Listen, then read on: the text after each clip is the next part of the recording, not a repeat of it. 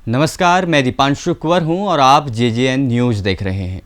जब जेब में पैसा और हाथ में नौकरी न हो तो अपने भी दूर भागने लगते हैं। नौकरी आदमी को इज्जत देती है, समाज में रहने लायक बनाती है। आज एक बच्चा जो सरकारी नौकरी की तलाश में है, जो दिन रात एक करके सरकारी नौकरी की तैयारी कर रहा है, उसके मन में एक चिंता ज़रूर है कि क्या सरकारी फॉर्म्स निकलेंगे, क्या सरकारी भर्तियां आएंगी और क्या उसकी मेहनत सफल होगी। आज युवा जिस समस्या से परेशान है वो है सिर्फ और सिर्फ बेरोजगारी।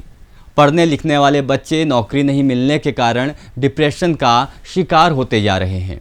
इन सब बच्चों के भविष्य के साथ खिलवाड़ क्यों किया जा रहा है और कौन इसका जिम्मेवार है। सबसे पहले हम बात करते हैं सरकारी नौकरी के बारे में।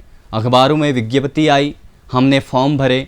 अल्मोड़ा, चंपावत, दूरस्थ गांवों का एग्ज़ाम सेंटर आया देहरादून, हल्द्वानी जैसे बड़े शहरों में। बच्चे दूरस्थ क्षेत्रों से एग्ज़ाम देने आए। बाहर आए, पता लगा कि पेपर आउट। एक गरीब का बेटा जो कर्ज मांगकर इतनी दूर एग्ज़ाम देने आया था, उसका सपना वहीं पर मर गया। अब उसके पास इतनी हिम्मत नहीं है कि वह एग्ज़ाम देने दोबारा आ पाए। अब क्या उसके सपने मरने का जिम्मेदार हम किसी को ठहरा सकते हैं, या यूँ कहें कि उस सपने के मरने का जिम्मेदार कौन है? हमने राज्य की कार्यप्रणाली वास्तव में विचार करने योग्य बनाई है।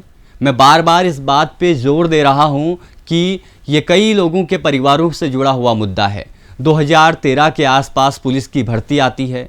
माना उस समय एक अभ्यर्थी की आयु 17 साल है, जो कि उम्र कम होने के कारण ज्वाइन नहीं कर पाता। अब अगली भर्ती आने की संभावना अगले साल यानी 2022 पे है।